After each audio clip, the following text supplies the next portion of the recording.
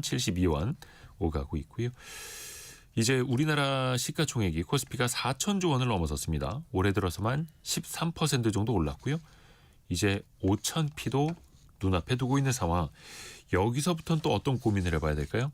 개미스쿨 시간. 오늘은 프리즘 투자자문의 홍춘욱 대표와 함께합니다. 안녕하세요. 네, 안녕하세요. 요즘 프리즘의 홍춘욱입니다. 바쁘죠?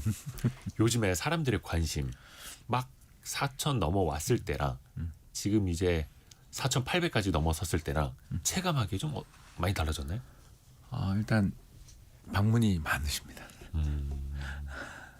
핵심은 그거죠. 저희 입장에서는 돈이 들어오고 있는가 안 들어오는가의 선행 지표가 상담 예약일 텐데 네. 상담이 계속 끝없이 밀려들고 있는 걸 보면 예. 저희들 상담실이 다 방이 다 차가지고 제가 갈 데가 없어서 회사 근처 카페에서 일하고 있습니다. 그냥 대표이사 방을 내주고 상담실로 써라 그 정도예요? 그럼요. 따뜻한 방에서 고객들을 모셔야죠. 근데 요즘에 보면은 그 고객 예탁금이 다시 92조 원 넘어서 93조 원으로 가고 있습니다. 이게 지난 1월 8일에 92조 8천억 갔다가 88조 원대로 줄어들었던 게 주식을 사서 줄었던 거더라고요. 그렇죠. 근데 여기서 더 늘었다는 건 주식을 판 게 아니라 대기 자금이 더 들어온다는 거잖아요. 맞습니다. 돈이 뭐 표현이 좀 그렇습니다만 머니무브라는 표현이 적합한 것 같고요. 근데 이제 머니무브가 부동산에서 주식 오는 걸 머니무브라고 부르시는 분들이 많은데 그건 아니고 예금 잔고가 줄고 주식으로 오고 있다. 이렇게 정리를 할 수 있습니다. 예금 잔고 줄어서 돈이 일단 제일 많이 가는 데는 해외고요. 그리고 국내 그리고 특히 국내에서도 주식시장으로 돈이 많이 가고 있다. 이렇게 보시면 되겠습니다.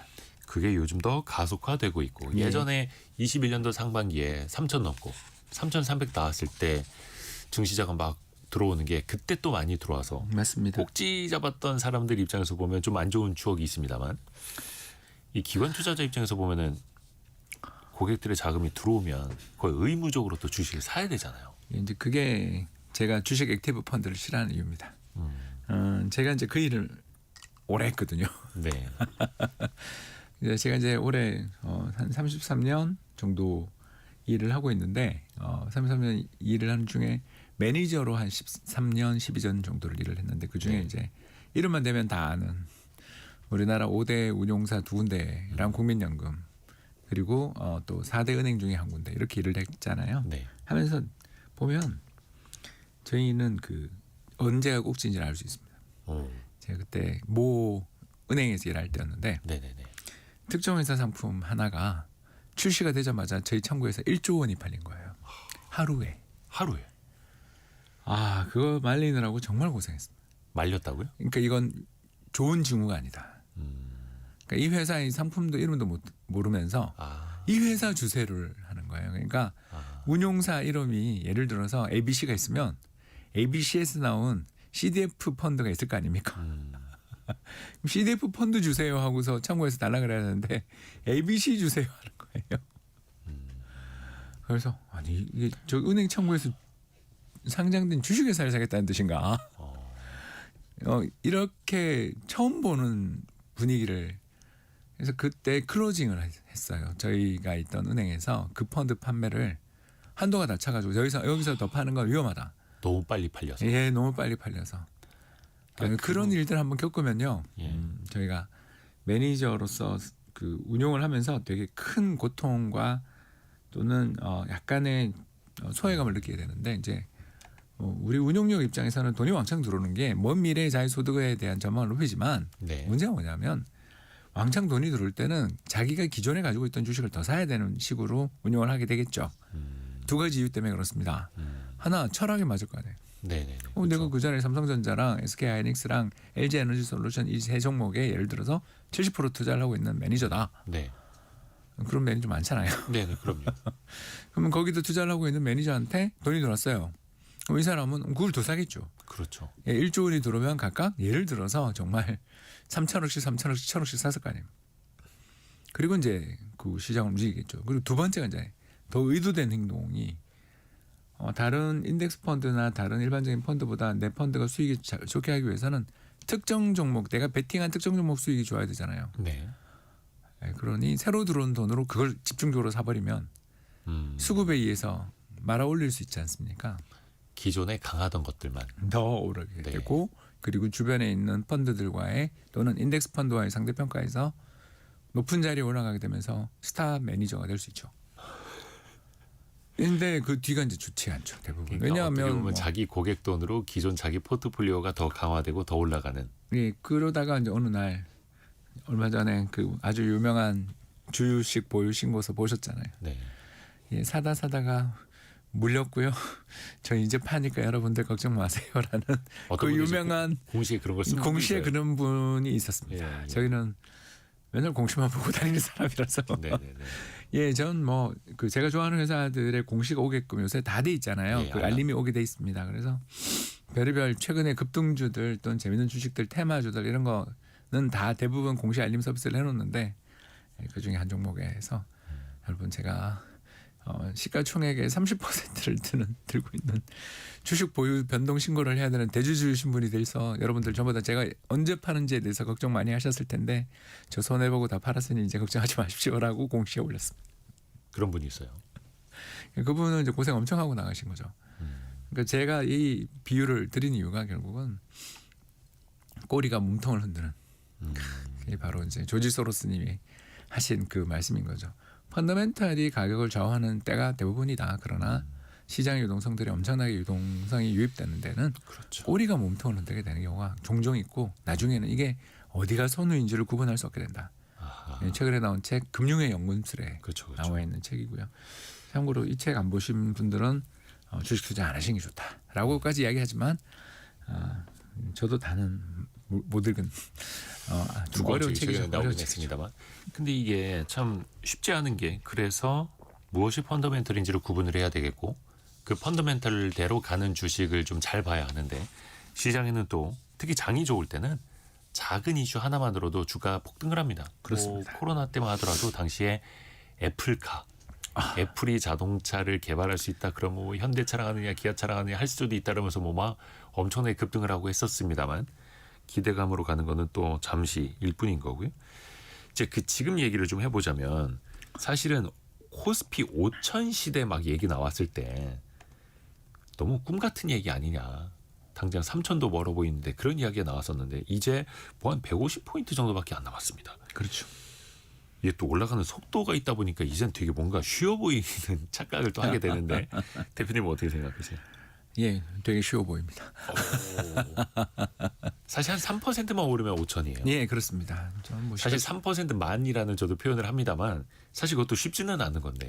예, 또 이 정도 시가총액까지 왔는데도 비싸 보이지 않는다는 게 또 우리 한국 증시의 매력 아니겠습니까? 비싸 보이지 않는다. 예, 그래서 제가 이제 이 데이터들을 한번 쭉 모아본 게 네. 2001년부터 코스피 200기업, 그러니까 코스피 200이라는 건 한국 주식시장의 한 80%를 차지하는 거대 기업들의 실적을 다 이제 집계를 한번 해봤어요.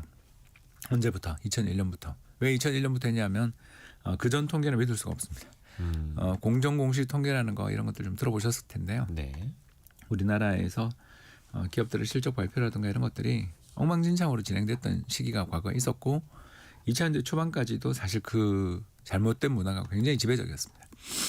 그러기 때문에 이제 2001년, 2002년부터가 어떤 의미로 보면 제대로 된 지표이고요. 물론 그 뒤에도 이름만 되면 알 수 있는 그 수많은 그룹들이 회계분식 저질러 가지고 다시 숫자를 사후적으로 조정하고 벌을 받는 일들도 있었는데요. 대충 그걸 감안해 보면 자 2001년 우리나라 상장기업 영업이익은 21조였습니다. 네. 네, 그때 종합주가지수 500포인트. 아주 옛날 얘기. 예, 자 지금 얼마일까요? 제가 그냥 300. 예, 300조 넘었습니다. 예. 그래서 그냥 작년을 300조로 치면 15배 정도 올랐죠. 그러니까 500포인트에 10배면 5000포인트. 그럼 지금 현재 실적만 보면 7,500 정도가 적합한 주가 지수입니다. 코스피 7,500. 예. 그러니까 어마어마한 실적 상승. 물론 이제 전망치부터 올라가는 거긴 합니다만. 이게 유지되면 네. 가능하다라는 전망인 거죠. 그러니까 그러다가 제가 이제 오늘 그림으로 못 보여드리는 게 참 아쉬운데 21조, 25조, 26조 이렇게 계속 올라가면 좋은데 한 5년에 한 번씩 반토막이 나요.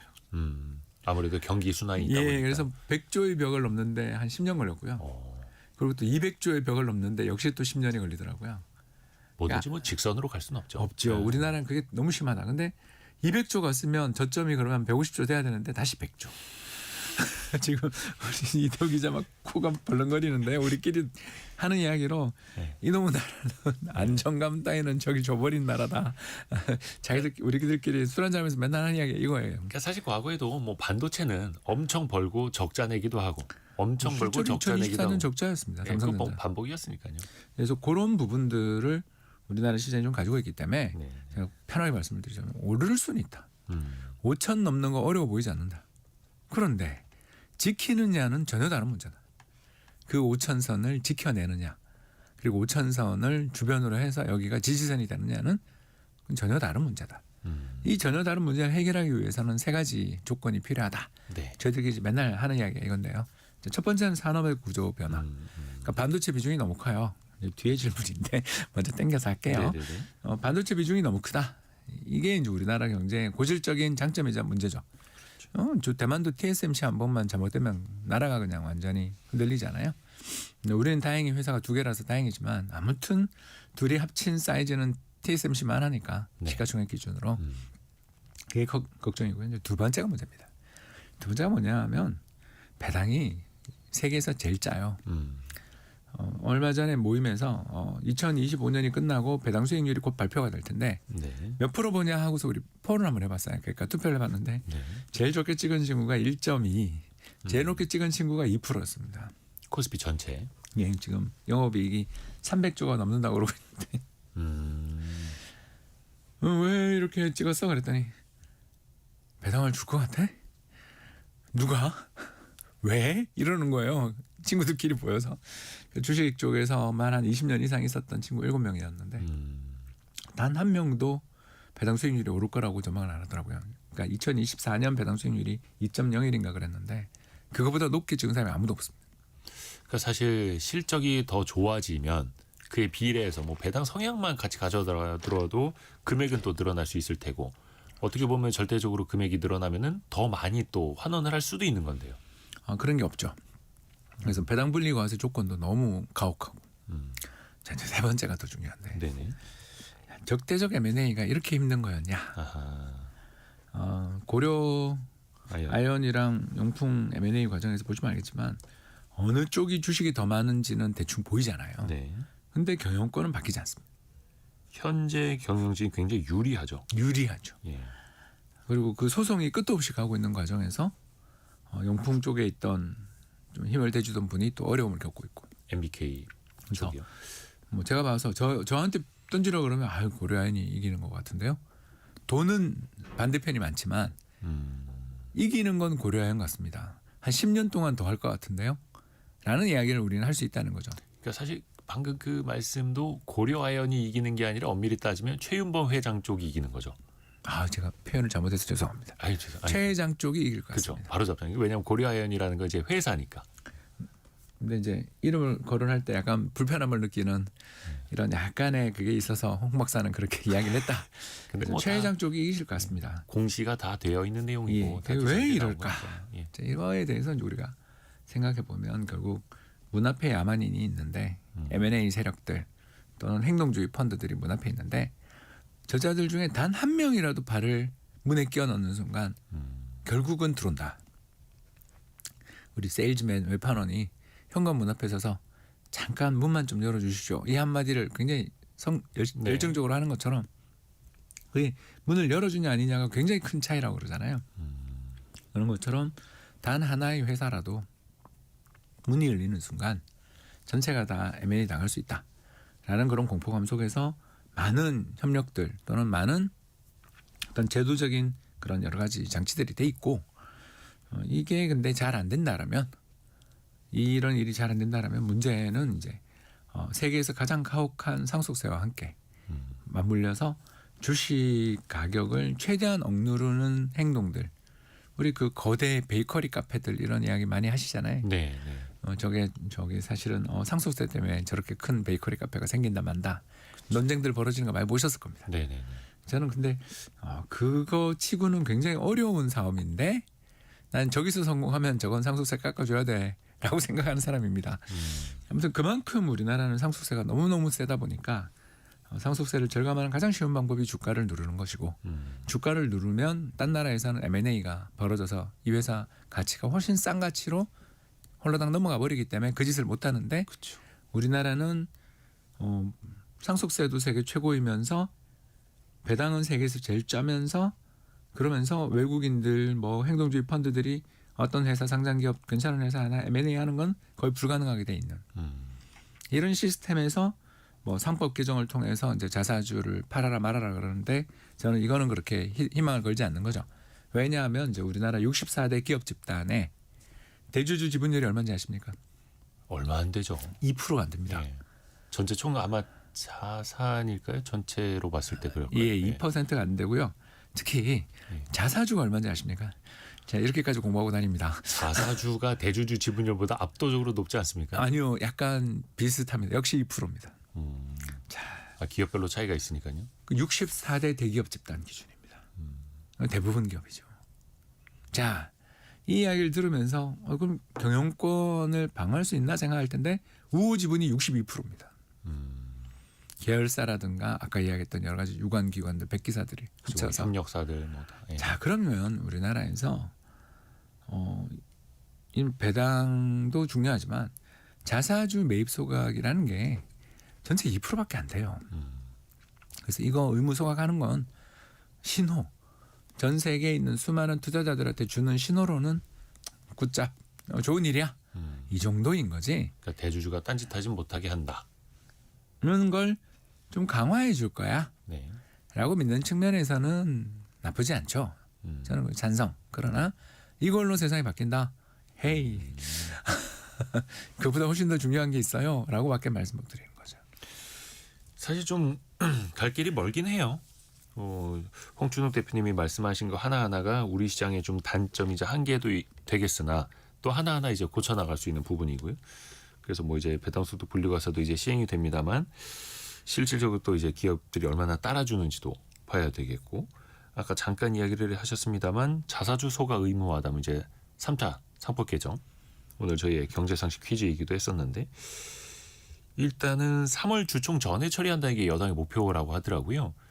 그러면은 이 법안 내용도 있습니다만 자사주 가지고 만약에 뭐 교환을 한다라든지 어디에다 뭐 교환 사채를 발행한다라든지 의결권을 되살릴 거면은 주주들의 허락을 받아라 뭐 이런 취지 아니겠습니까? 그렇습니다. 그럼 좀 그래도 디스카운트 요인이 해소는 될까요? 어떻게 보세요? 네, 미미하지만 그러니까 이게 되면 바뀐다라고 하는 건 선동이고요. 이게 바뀌면 중요한 첫발입니다. 근데 그 첫발의 폭이 작다. 뭐 애기 이것 걸음이다. 때문에 주가가 더 오를 거다라고 보기는 어렵지만 그냥 애기 발자국 정도다.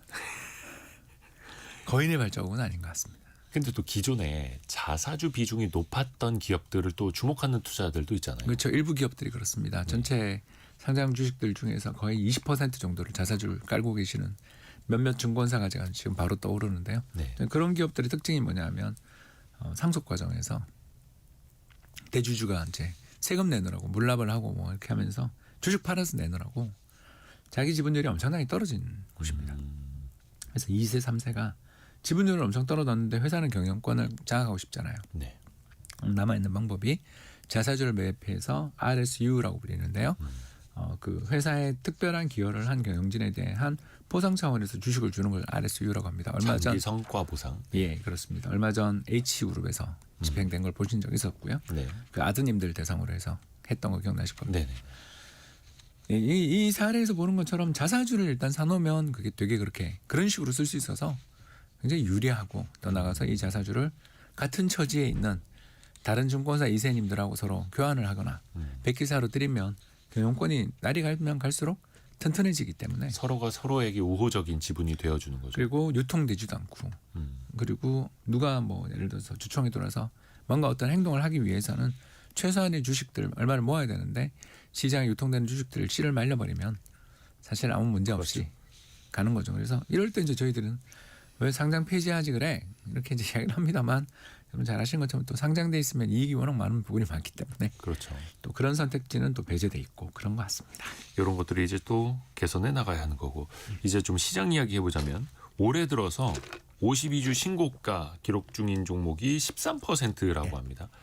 물론 이게 아니 코스피 이제 4,850 시대에 13%밖에 안 돼라고 또 생각을 하실 수도 있을 것 같아요. 왜냐하면 기존의 어떤 반도체나 자동차나 로봇, 방산 뭐 이런 쪽으로 좀 몰리고 있어서 쏠려서 그런 거잖아요. 요 현상은 좀 어떻게 보시고 앞으로도 이럴까요? 예, 대단히 긍정적이다. 이게 긍정적인 거라고요? 예, 확산되면 도망가셔야 됩니다. 아하. 아, 이런 이야기를 할 수 있게 돼서 좋습니다. 제가 저 성공예감 출연을 좋아하는 이유가 예. 제가 증권사에서 뭐 운용사 거대 운용사에서 일을 하고 또는 뭐 감독 기관에서 일을 하고 있으면 이런 이야기 절대 못하죠. 그러나 저는 그냥 앱 만들어가지고 자문해주는 네. 조그마한 스타트업을 하고 있는 입장이기 때문에 진실을 이야기하는 게 저는 도움이 된다고 생각합니다. 왜 그런가? 편하게 이야기하겠습니다. 자, 첫 번째. 주도주 쏠림 현상이 풀리고 여러 종목들이 다 같이 오르면 도망칠 시장은 준비하라고요? 시장은 거의 끝이라고 보면 되겠습니다. 이유는요? 예, 첫 번째. 네. 실적이 없는데 주도주가 됐는가? 질문입니다. 제 질문. 네. 우리나라의 주식 시장을 주도하고 있는 종목이라고 해봐야 한 5개밖에 안 보이는데요. 네.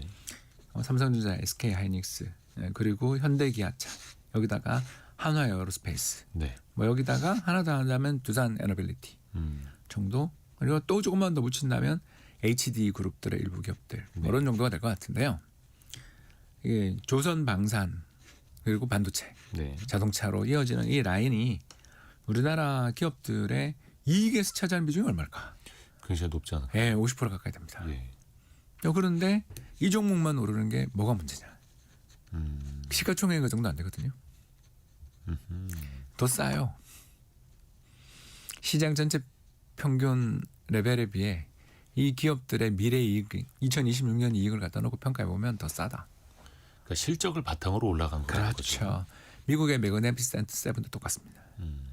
거기도 어마어마한 이익을 내고 PR 높아요. 그러나 얼마 전 나왔던 TSMC 마진율을 보는데 52% 그렇죠. 매출액 대비 순이익이 52%가 났어요. 어마어마한 마진율이죠. 그리고 성장률이 매출액 성장률이 35%가 났어요.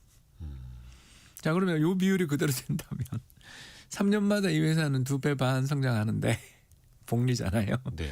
2배 이상 성장하잖아요. 2배 이상 성장하는데 마진율이 유지되면 1년 반, 2년 뒤에 이익이 2배가 되면 현재 퍼가 30배라면 2년 반 뒤에 25배가 되는 거 아니에요? 네. 아니 15배가 되는 거잖아요. 너무 싼 거죠. 그래서 지금 시장이 옛날 2000년대 버블이랑 뭐가 다르냐 이렇게 물으면 2000년대 당시에는 시장을 주도하고 있었던 마이크로소프트나 아마존 같은 기업들이 다 적자 아니면 간신한 흑자 정도 기업들이었는데 네. 시가총액 1, 2등을 다투고 있었던 세상이었고 지금은 이 매그니피센트 세븐에 플러스 몇 개 되는 그 기업들이 이익이 너무나 많이 난다. 그리고 당장 PER은 높지만 이익 성장의 속도가 너무나 살벌하기 때문에 그러니까 그걸 우리는 마진이라고 부르거든요. 이익의 마진, 매출액 대비 마진율이 엔비디아 같은 경우는 60%가 넘잖아요. 이번에 이제 곧 나오겠지만 SK 하이닉스 저는 35% 보거든요. 마진율이요. 예. 제일 좋은 마진율이 이게 되려면 애플 말고는 없었거든요. 그러니까 사실 어마어마한 거죠. 예. 그러니 그렇게 돈도 잘 벌고 마진도 잘하고 주주 보상도 좋은 회사가 오르는 게 당연한 거지. 네. 얘가 올랐으니 딴엔 올라야 돼라는 건 제가 무슨 논리인지를 모르겠다. 아하, 왜 주도주, 대형주, 일부 가는 녀석들만 계속 가느냐? 사실 그게 당연한 거. 당연한 거니까. 실적을 보면.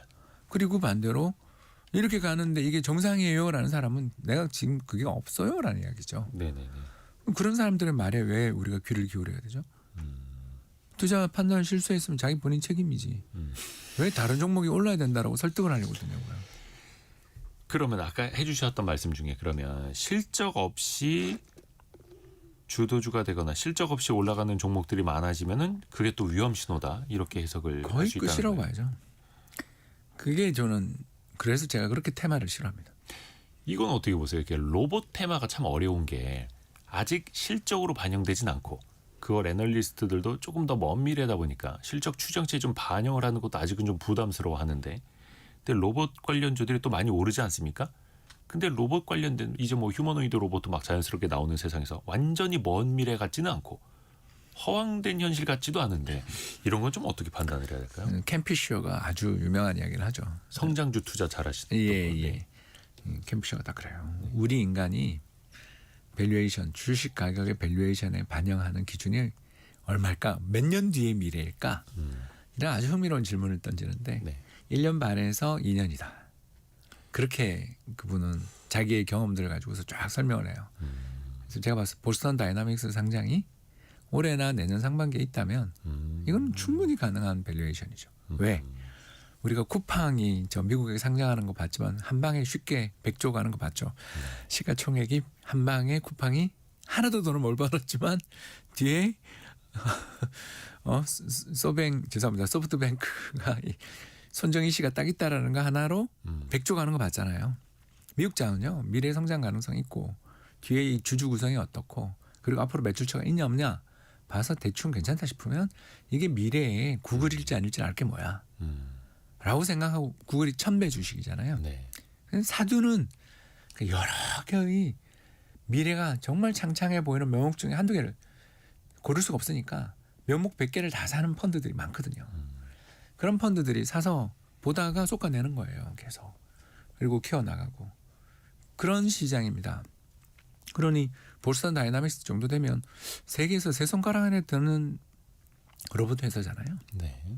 더 나아가 물주도 튼튼한데 그 물주가 인수한 다음에 엄청 성과도 잘 나는 것 같고 광고대로라면 4시간마다 배터리를 지 스스로 교체하는 시스템을 돌릴 수 있는 24시간 그러니까 6대만 있으면 공장 하나 한 블럭을 다 돌릴 수 있는 시스템들 6대도 필요 없군요. 그죠? 2대만 있으면 다 돌아가는 시스템을 만들 수 있는 그런 어마어마한 현실을 뭔가를 보여주고 있잖아요. 그런 회사는 제가 봤을 땐 가까운 미래죠. 먼 미래가 아니고. 충분히 밸류에이션에 들어갈 수 있다고 봅니다. 먼 미래가 아니라 이제는 가까운 미래다. 그렇죠. 그래서 이번에 스페이스X도 그렇고요. CES를 보고 또 사람들이 깜짝 놀랐던 것 팔이 어떻게 뒤로 갑니까? 로봇이니까. 그 로봇 중에서도 또 보스턴 다이내믹스의 아틀라스는 더 효율적으로 잘 만들었다. 그런 평가를 또 이제 받았던 거고. 해서 오늘은 현대차가 이제 시가총액 90조까지 갔더라고요. 이 시각 현재도 8.6%로 상승폭을 더 높이고 있는 현대차. 거의 92조 원 왔네요. 시가총액이. 어마어마합니다. 그 한켠에서는 아까 초반에 여쭤봤던 것처럼 이제 막 돈을 싸들고 들어오시는 분들이 있는 반면에 또 한켠에서는 오를 만큼 오른 것 아닌가, 좀 차익 실현 팔아야 하는 것 아닌가라는 질문들도 있을 텐데 요거는 저희가 라디오 정보센터 갔다가 다시 한번 여쭤볼게요. 예. 조금 더 고민하시라고 시간을 예, 드리겠습니다. 청취율을 올리기 위해서. 예고하고 또 현재까지 들어있는 뉴스도 한번 또 정리해 드릴게요. 라디오 정보센터 다녀옵니다. 프리즘 투자자문의 홍춘옥 대표와 함께 개미스쿨 시간 이어갑니다. 홍 대표님, 네. 아까 잠깐 여쭈다 말았는데 이쯤 되면 좀 차익 실현을 해야 하는 것 아닌가라는 고민하신 분들도 있고 물론 삼성전자도 뭐 10만 전자 현대차도 이제 30만 원대 이제 먼저 매도하신 분들은 되게 이제 속쓰려 하시는 분들도 주변에 또 많고 지금 시점에서는 좀 뭐라고 대답을 해주시죠? 저희는 계속 팔고 있습니다. 어떤 걸 팔아요? 예, 한국 주식. 비중을 줄인다는 예, 거죠? 줄이고 있습니다. 국민연금하고 똑같이 가고 있습니다. 근데 그거는 홍준욱 대표님 말씀 자주 이제 들으신 분들은 아시겠습니다만 비싸다, 고점이다라고 해서 파는 게 그거 아니잖아요. 아닙니다. 예. 딴 데보다 너무 빠르다.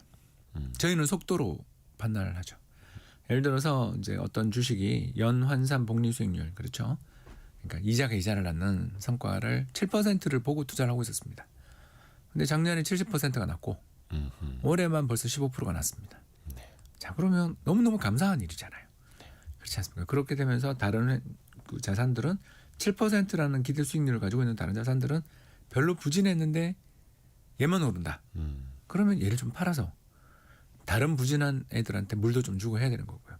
물론 이제 그 벤자민 빌 그레엄이 했던 것처럼 아니 너는 별을 뽑아서 옆에 피에 물을 주니? 라고 말하시는 분들도 계셔요. 이익이 자꾸 나고 있는 걸 건드리지 마라. 그렇죠. 이제 꽃을 꺾어서 잡초에 물 주지 마라 이건데. 그런 것도 있고요. 저는 이제 우리나라 표현으로 별을 뽑아서 피에 물을 주는 거잖아요. 촌놈이라고 그랬습니다. 구분이 잘 안 가요 사실. 예. 제가 왜 이 비유를 썼는지 금방 느끼셨을 텐데 예. 개별 종목 할 때 이러시면 안 됩니다. 개별 종목 할 때는 아까 이야기했던 것처럼 주도주 꽉 잡고 가셔야 되고요.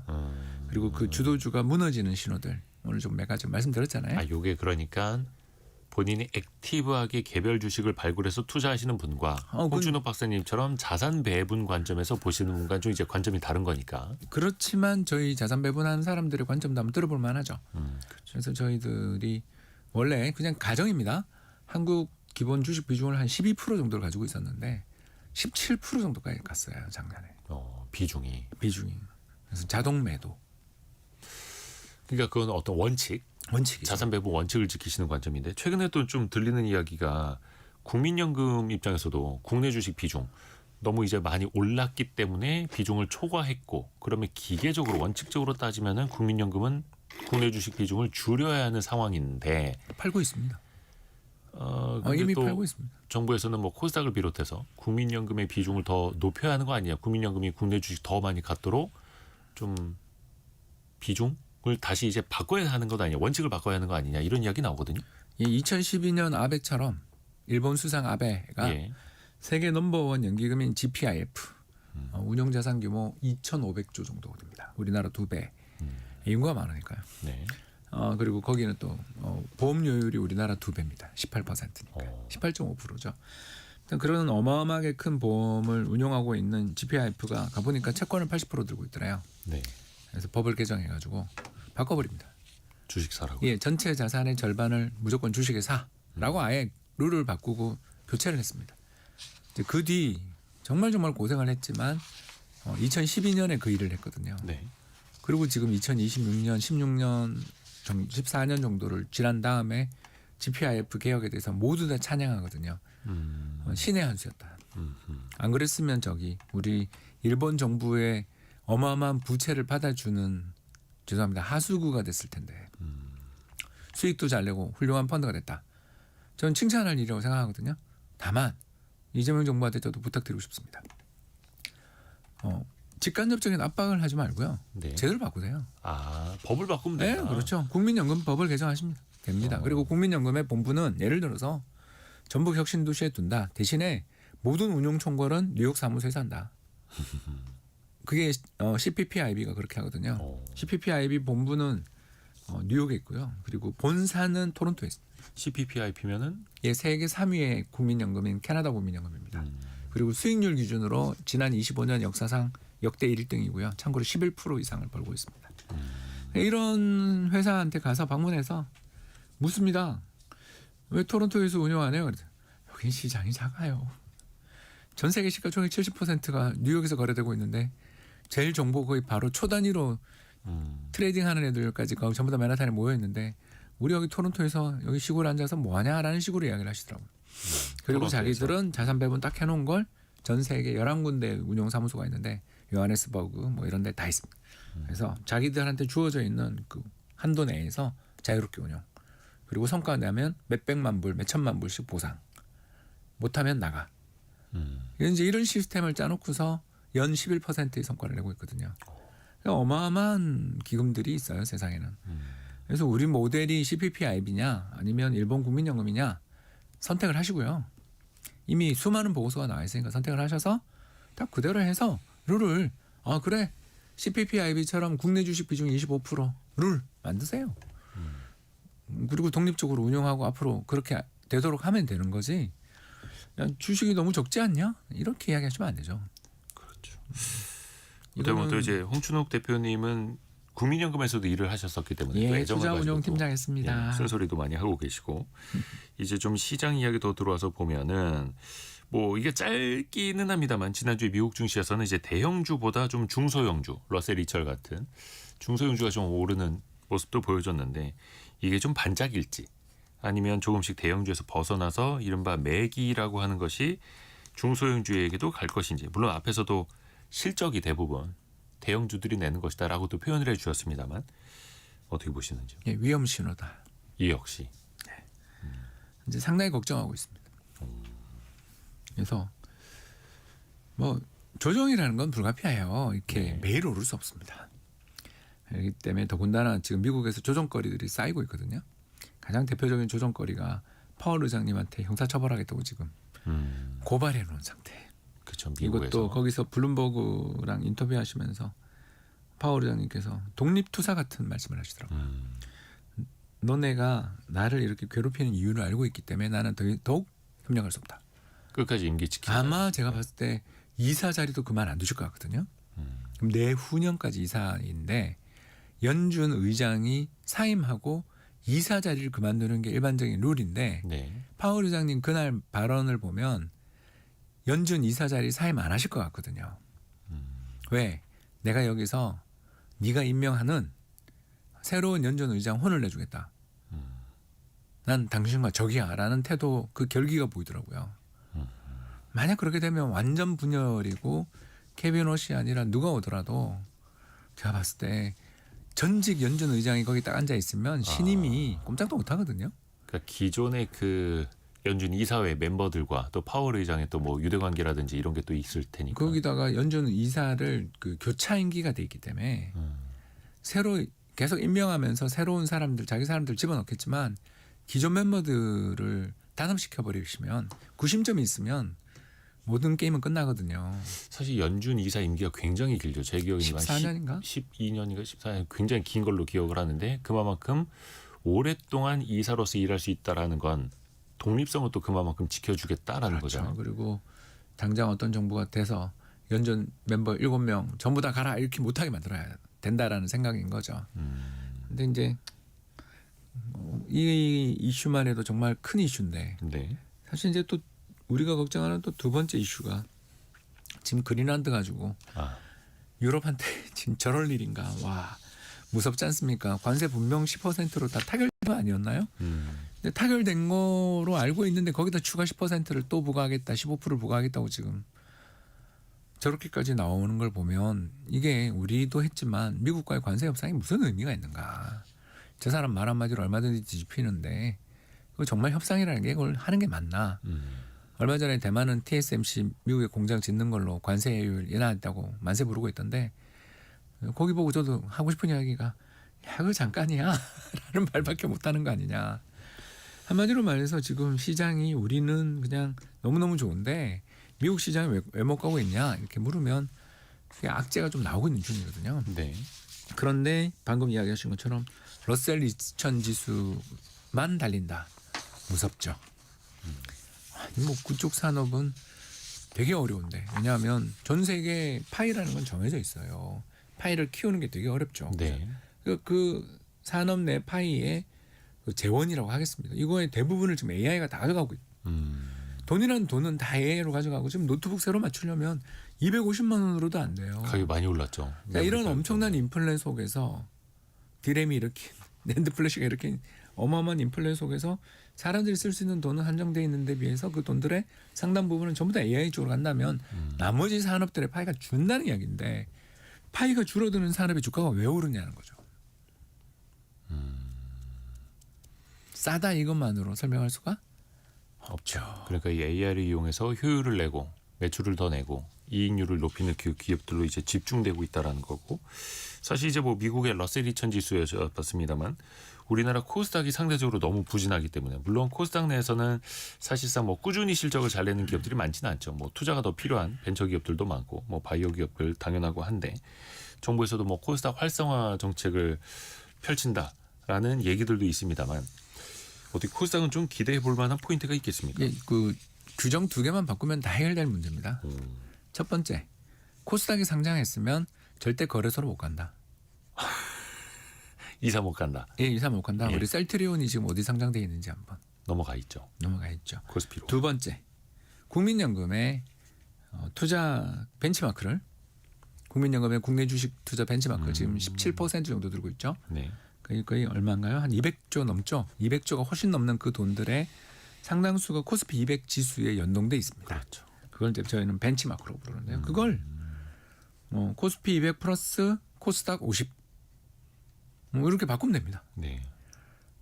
그리고 대신 코스닥 50도 코스피 200처럼 유통주식수 기준으로 왜냐하면 그 대주주나 유사 관계자들이 너무 많이 들고 있는 거는 매매가 안 되잖아요. 연금 입장에서 매매를 할 수가 없으니까 네. 그런 그 대주주나 내부자 비중들을 줄이는 가중치를 주는 유통주식수 기준으로 해서 지수를 통합하는 거죠. 그래서 코스피 플러스 코스닥 50 뭐 예를 들어서 코스닥 30 다 좋습니다. 아니면 코스피라는 표현을 빼고 코리아 200. 예전에 뭐 코리아 뭐 KRX 300도 있고 잘 안 돼서 하는 이야기죠, 제가. 코스피에다가 코스닥을 합쳐서 뭐 150 지수 만든 적도 있곤 한데 그거가 왜 안 되냐? 유통 주식 수가 아니어서 그렇다니까요. 다시 말씀드릴게요. 국민연금은 200조를 운영해요. 네. 그래서 거기에 1%만 사도 2조입니다. 네. 근데 어떤 회사 갔더니 시가총액 10조라서 살러 갔더니 저기 사모펀드가 한 40% 들고 있고 대주주가 40% 들고 있고 기관이 자사주가 있어서 살 수 있는 주식이 10%밖에 없어요. 그러면 그게 10조짜리 회사가 아니고 1조짜리 회사잖아요. 그러면 그 시가총액 곱하기 0.1 해서 인덱스에 넣어야죠. 근데 그런 다양한 변수들을 포괄되어 있는 우리 국내 그 상장 지수가 코스피 200밖에 없어요. 그래서 못하는 거예요. 그러니까 하기 싫어서가 아니고요. 전체 시가총액뿐만 아니라 유동 시가총액. 그래서 왜 MSCI나 이런 데서 지수를 만들 때도 유동 시가총액을 또 중시하는 이유가 거기 있는 거고 실질적으로 유통 가능한 주식 수까지도 사실은 또 직접 투자자라면 공부를 해보셔야 되겠고요. 벌써 시간이 다 갔습니다. 프리즘 투자자문의 홍춘욱 대표와 함께했습니다. 고맙습니다. 감사합니다. 감사합니다. 김지은님이 아까 책 이름 잘 못 들었다고 하셨는데 조지